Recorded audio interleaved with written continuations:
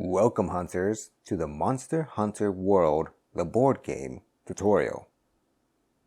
Monster Hunter World, the board game is a campaign-based cooperative hunting game for 1 to 4 players. It's intended to play as a campaign over the course of many sessions, however you can play it as a one-off session. I'll explain how to play the game as if you're starting a new campaign for the first time. Regardless of whether you're playing as a campaign or as a one-off, here are some consistent setup steps. First, you're going to want to set up your board in the middle of the table. The boards are double-sided, however the boards are completely aesthetic, so feel free to choose whichever side you prefer most. You're going to want to have all your tokens handy, as well as the dice that come in the game, and shuffle the 10-card elemental damage deck and set it off to the side. Each player is going to want to grab a stamina board, a health dial, setting it to its maximum of 8, as well as a random hunter token. Then each player is going to want to pick one of the hunter weapon types. The weapon type you pick should be the weapon that you would stick for the entire campaign. So you're going to want to grab that hunter's appropriate model, as well as all their starting cards. You can tell which are the starting cards by finding the icon that matches your hunter weapon and finding all the cards that have the hexagonal icon in the top left corner. These cards should include a starting weapon and 3 starting armor cards.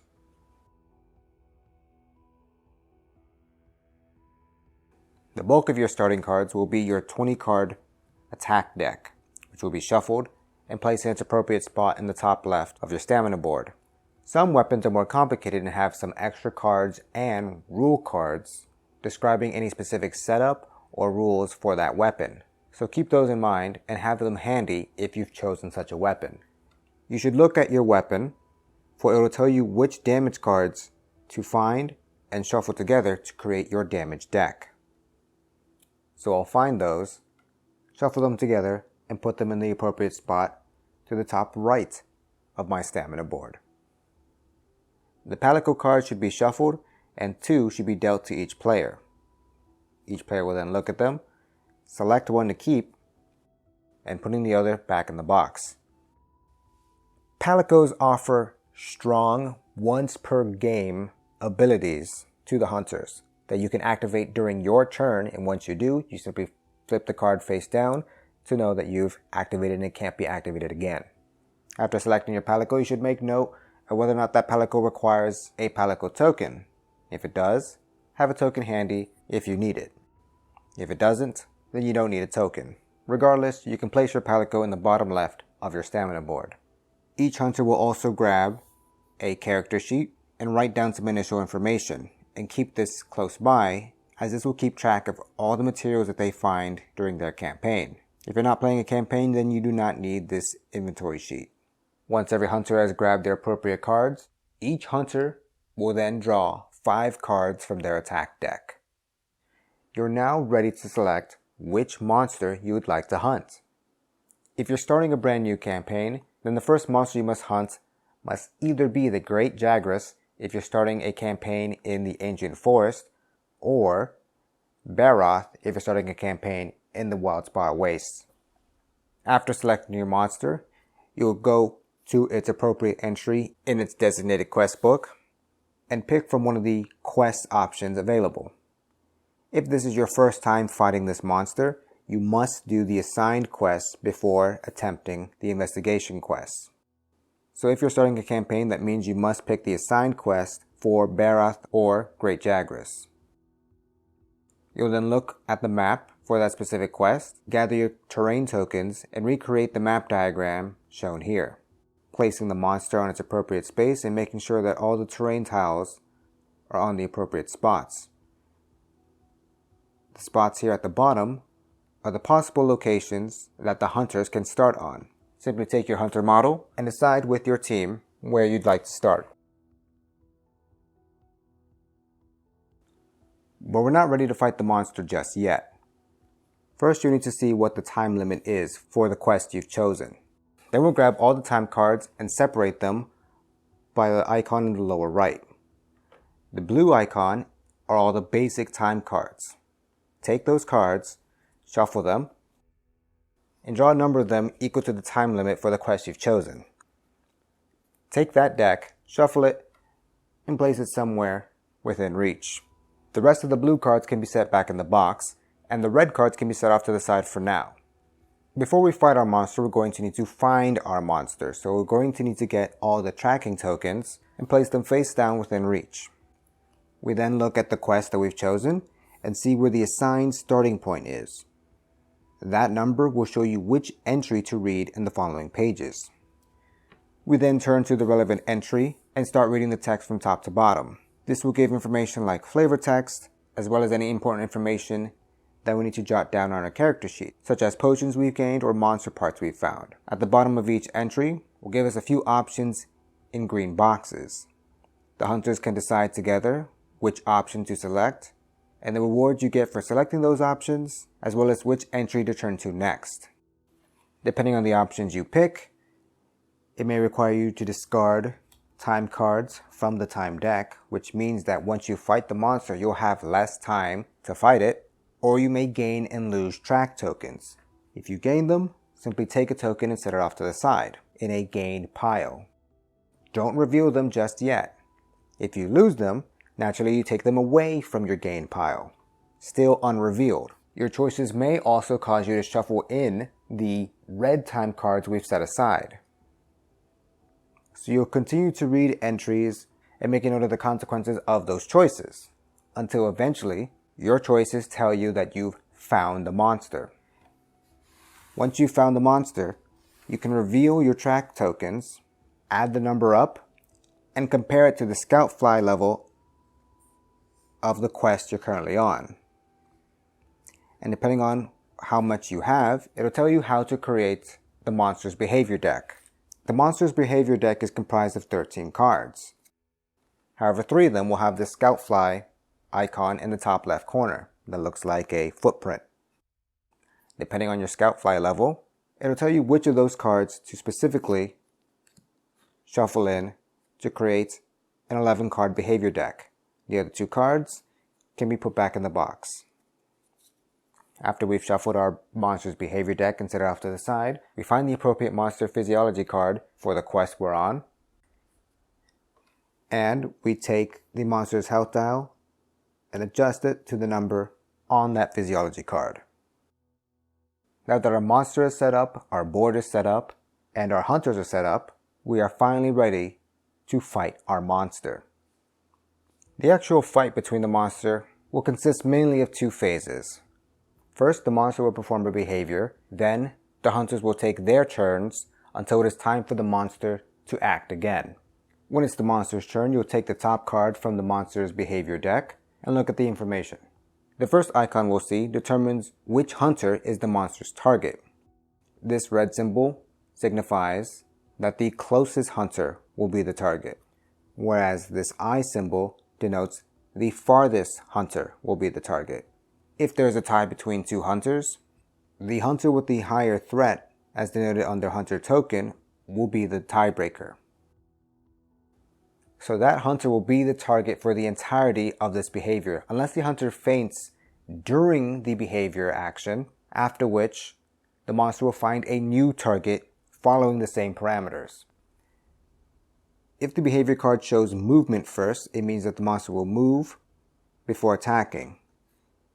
If it shows an attack first, that means that the monster stands still and attacks as is, then moves. When a monster moves, it turns its front arc toward a node that gets it closer to its target, putting its target front and center if possible. If we look at a model of a monster, we'll see arc lines denoting a front, side, and rear arc.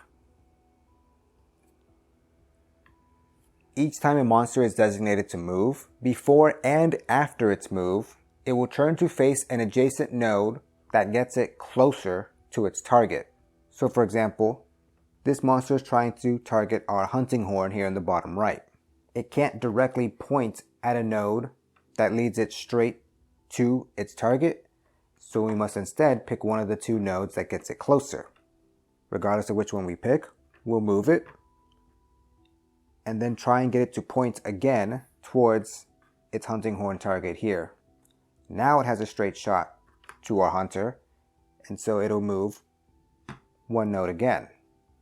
The nodes on the game board are adjacent to everything up, down, left, right, including diagonals. This means that if you're on a center node, you'll have 8 possible directions to move in.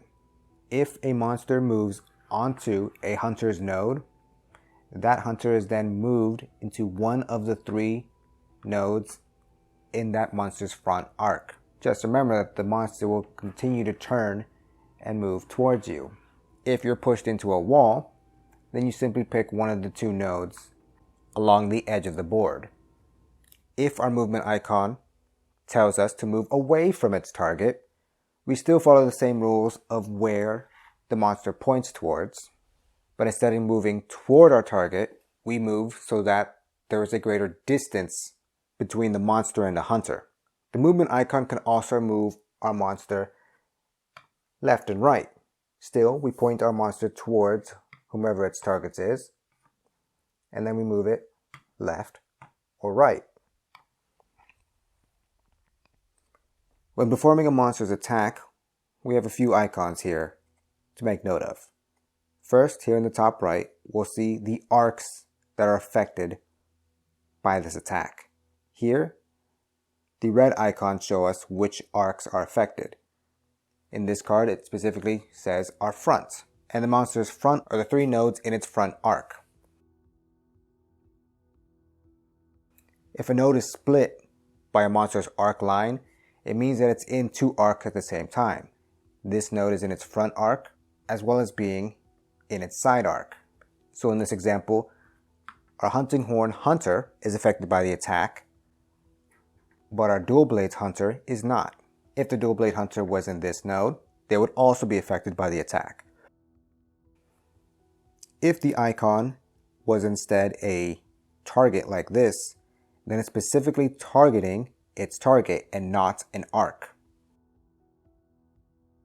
So regardless of the monster's facing, it will attempt to attack only its target and every hunter on its node, as long as they're within range. Range is denoted by the icon and the number in the top left of the attack.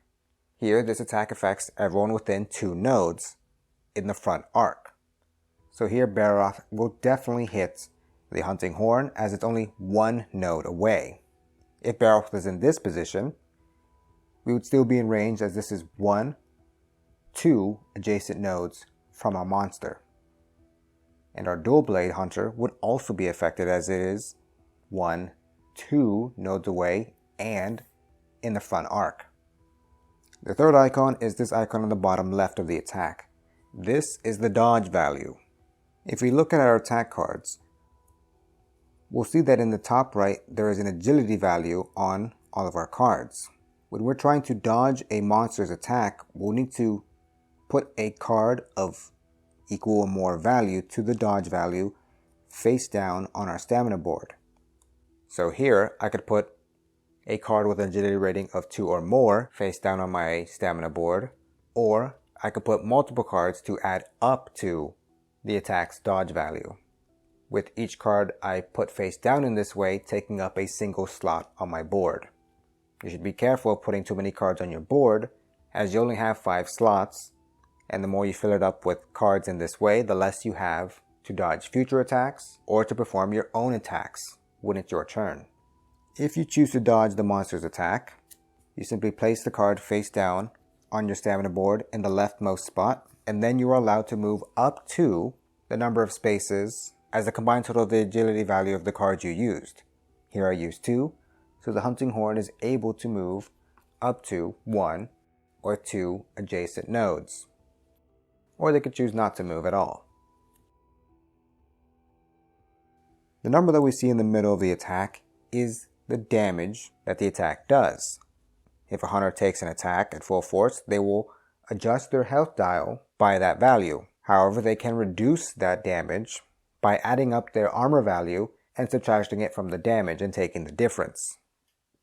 Your armor cards will have a block value at the bottom, as well as special abilities and resistances for simply having the armor on. But we must make a note of whether or not the damage the monster is performing is elemental damage or physical damage. If the damage icon has no symbols around the damage number, then it is physical damage. If it has an element around it, then it is elemental damage. Standard armor can only block physical damage, whereas armor with elemental resistance can only mitigate elemental damage. And even then, it can only reduce the matching element. So it's important that you bring the appropriate gear for the monster you're facing. Monster attacks can also deal status effects to the hunters, and so it's important to pay attention to those as well. Naturally, if a hunter's health dial is reduced to 0, they have fainted and they are removed from the board until the next time it is their turn. If during a hunt, the hunters collectively faint 3 times overall, then the hunt is considered a failure, and the fight portion of your session has ended. The last 2 icons here tell us how many turns the hunters get before the monster will then draw a new behavior card. The icon and number below it show us how many attack cards each hunter is allowed to play on their turn. So here this attack says that collectively the hunters can take 2 turns, and on those turns they can each play 2 attacks. So now it is finally the hunter's turn. Any hunters with an active hunter token can take their turn. When it is the hunter's turn, you must decide whether or not you are going to perform an active or a passive turn. An active turn lets you perform attacks. A passive turn will let you drink potions and sharpen your weapon, which I'll get into in a bit. Regardless of which option you choose, you'll be able to move and sprint during your turn. To move, you simply move your hunter 1 adjacent space. This can be performed at any point during your turn. If you want to sprint during your turn, it is much like dodging. Take a card with an agility value in the top right, put it face down in the leftmost spot of your stamina board, and then move up to the number of nodes as that value. This does not count as an attack card played during your turn for the purposes of the monster's behavior card. When you perform a passive turn, you can't attack, but you can drink a potion, which will reset your health dial back to max of 8 and allow you to clear your stamina board. Keep in mind, potions are communal, meaning that if the group has 3 potions, then 1 player drinking a potion means that all players now only have 2. During a passive turn, you can also sharpen your weapon. You do this by taking all of the cards from your discarded damage deck and shuffling them back in to refresh your damage deck. If you ever attack a monster and you run out of damage cards during the attack, you've simply lost out on any excess cards that you could have drawn on. And if you were to attack while having 0 cards already in your damage deck, then your attack will do 0 damage. So you must strike a delicate balance of attacking the monster, keeping your distance, and taking the time to sharpen your weapon. There are a number of different types of attack cards depending on the weapon you have, but generally they fall into 3 categories. Standard attacks that have this yellow bar telling you that when they are played, they go onto your stamina board on the leftmost spot. Cards that don't have the yellow bar, that are discarded instead of being placed onto your stamina board to achieve certain special effects or abilities. And combo enders that require a more developed stamina board before you can even play them, and once you play them, they end your turn then and there, even if you were allowed to play more cards during your turn as denoted by the monster's behavior card. But let's look at the icons that appear on an attack card. First, we have what weapon deck this belongs to, the agility icon, any standard attack effects such as movement, damage, and any status effects or elemental type damage the attack does. And in bottom left we have range, so this attack can attack a monster within 1 range. A break value, which means that this attack does break damage on top of normal damage, and finally, we have a combo requirement in the bottom right. Standard attacks are pretty simple. In order to play them, you must be in range, and if you are, you simply take it and place it on the leftmost spot on your stamina board. The icon we see here is the damage icon, which tells us how many cards from our damage deck will draw, add up together, and then deal onto the monster.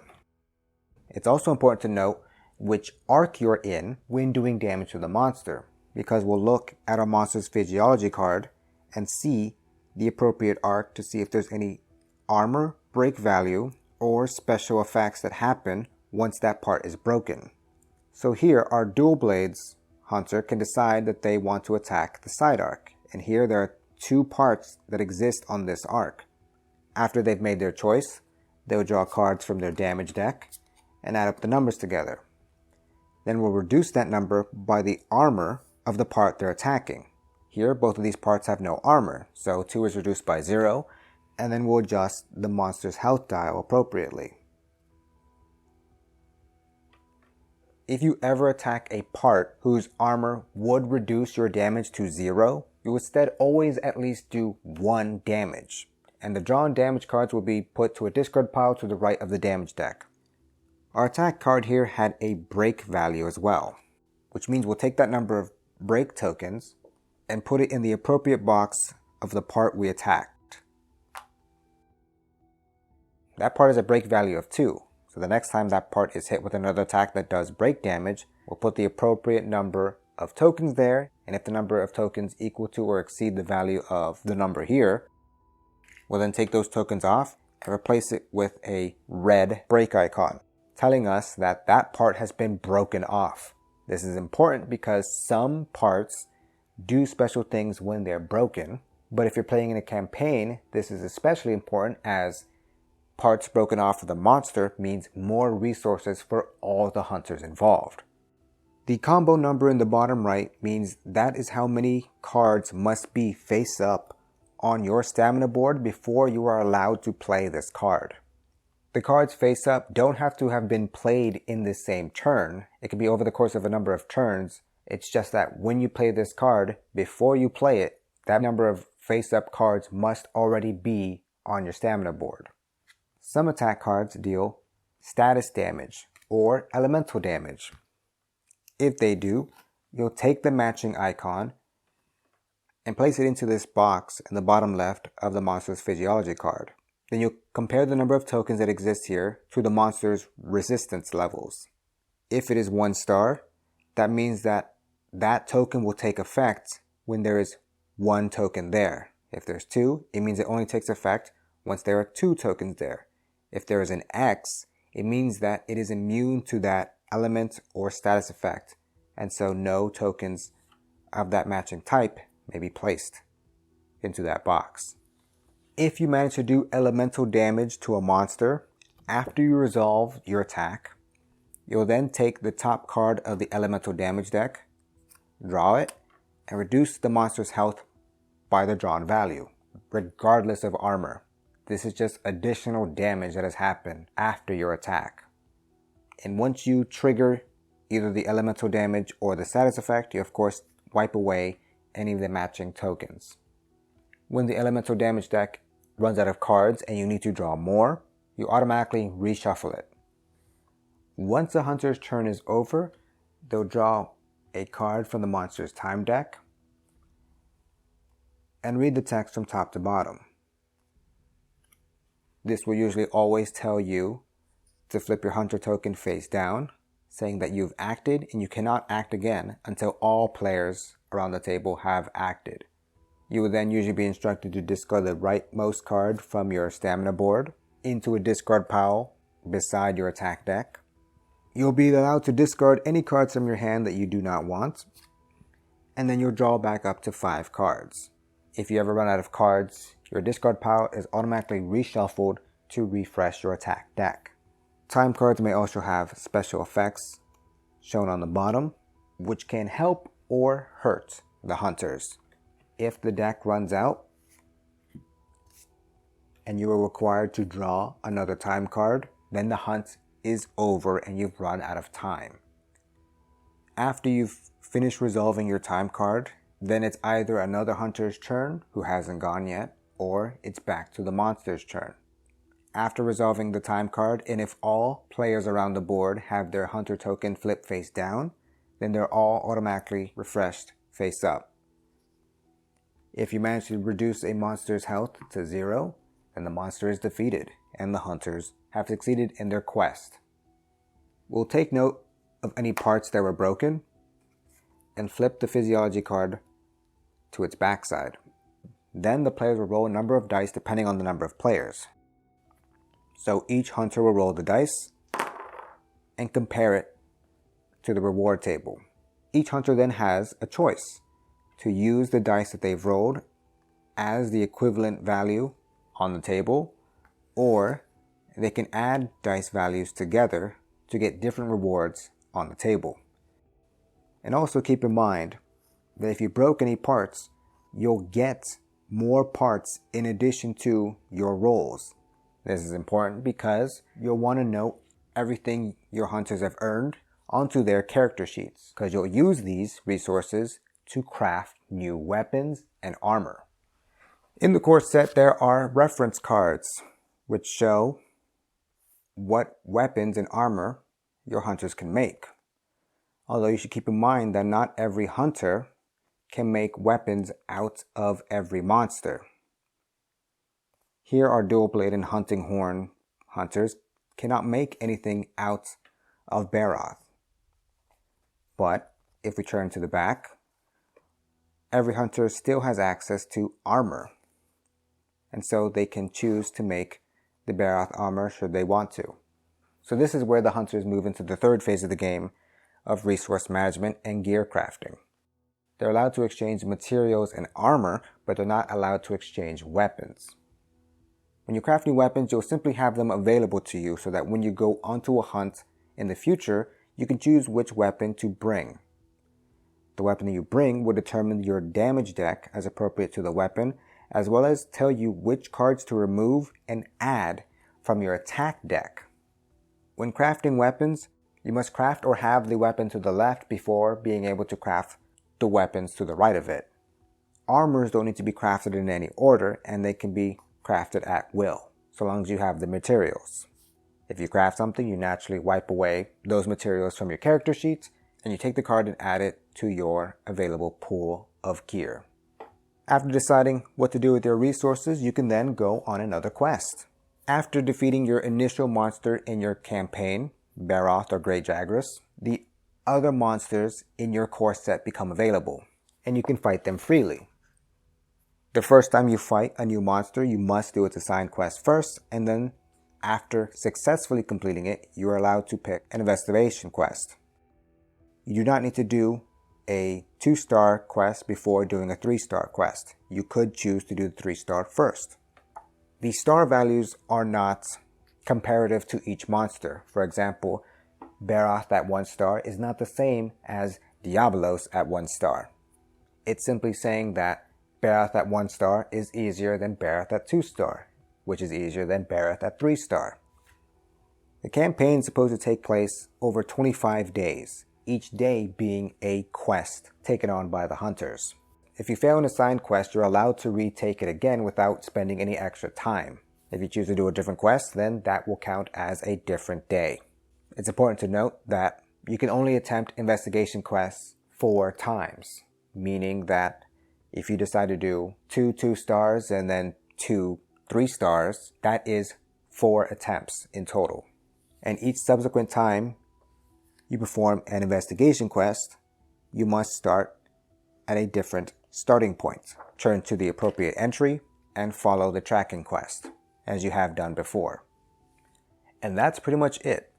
The standard campaign ends when you manage to successfully defeat a 3-star monster. And each core set has 2 different 3-star monsters to choose from. You're also allowed to combine 2 different core sets to give you a breadth of monsters to hunt. There are also expansions to extend your campaign, giving you new monsters to fight and making the new goal to defeat a 4-star monster. Or perhaps you don't have the time to do 25 sessions and to meticulously collect and craft gear. Well, in that case, in the back of your quest books, you'll find arena quests. These are one-off scenarios that have been pre-built for you to have an appropriate challenge. Simply pick the monster you want and the difficulty of said monster, and then you'll find these charts which show you the weapons that you can choose from. Pick your weapon and then gather the appropriate cards. You'll get a weapon that they've chose, as well as armor, which will give you everything you need to set up all the hunters around the table. Once everyone's set up, you simply skip having to track the monster, and instead you'll randomly shuffle in one of the 3 Scout Fly behavior cards into the deck to make your 11 card behavior deck. Then it's up to you whether or not you defeat the monster. Naturally, the rewards don't mean anything, but it allows you to experience fighting these monsters as if you had gotten there in your campaign.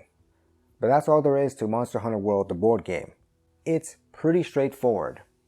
You're just fighting monsters over and over and over again, just like in the video game. Naturally, as you can see, I'm very excited about this game as I've been eagerly painting the models. So you can be sure to stay tuned to the channel for future gameplay of Monster Hunter World. So, press subscribe, jingle the bells, so that you know when those gameplay videos are posted. I promise it won't take me 3 years to do so.